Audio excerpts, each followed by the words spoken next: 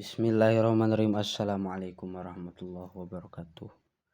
Di video kali ini dina video anu ayeuna bade ngalajengkeun nu kamari pembagian hitop taklif anu 5 teh: 1 wajib, 2 sunat, 3 haram, 4 makruh, 5 weunang.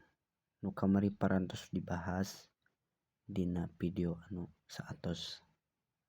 Nu video sata acan nu parantos diupload nembe wajib sareng sunat. Lainna urang lajengkeun kana naon haram teh. Haram nyaeta ma wa'adallahu tarikahu bisawabi wa tawa'adallahu fa'ilahu bil iqab. Padamelan atanapi perkara anu diganjar lamun ditinggalkeun jeung meunang siksaan tah lamun dilakonan. Ieu mah sabalikna tina wajib. Naon cenah haram teh? Diganjar di mana ditinggalkeun. Disiksa di mana dilakonan. Saperti kenaon cenah perkara nu haram teh? Nyaeta maling.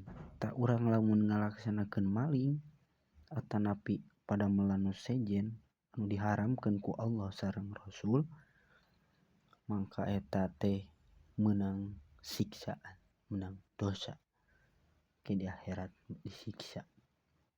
Tah lamun urang ninggalkeun kana paharaman maka eta moal disiksa, bakal diganjar ku Allah Subhanahu wa taala. Nu kaopat makruh. Makruh mah wa huwa ma yusabu ala tarkihi wa la yu'aqabu ala fa'lihi. Perkara anu diganjar lamun ditinggalkeun jeung henteu meunang siksaan lamun dilakonan. Namun makruh mah dipikangewa ku Allah sareng Rasulna. Jeung lamun dina ibadah mah bisa ngurangan kana pahala pamakruhan teh. Sapertikeun dina wudu 10 kali ngumbah eta teh kaleuwihan tina ngagunakeun cai, eta teh makruh. Bakal ngurangan tina pahala wudu. Lajengkeun deui nomor 5 nyaeta weunang atanapi mubah. Ma la yusabu wa la yu'aqabu ala fi'lihi wa tarki.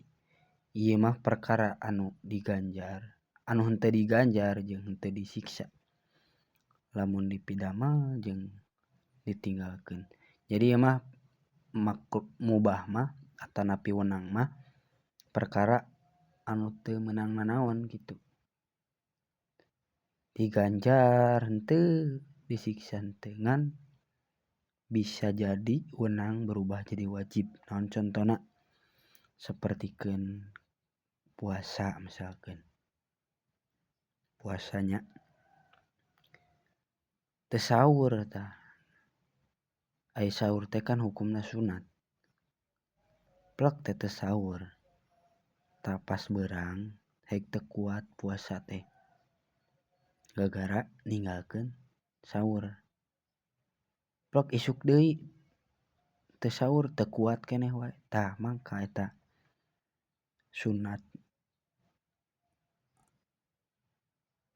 Maka eta anu mubah, kan dahar teh mubah. Jadi wajib kitu. Ampunten ieu mah ngadaresnya. Mudahan mah aya manpaatna. Wassalamualaikum.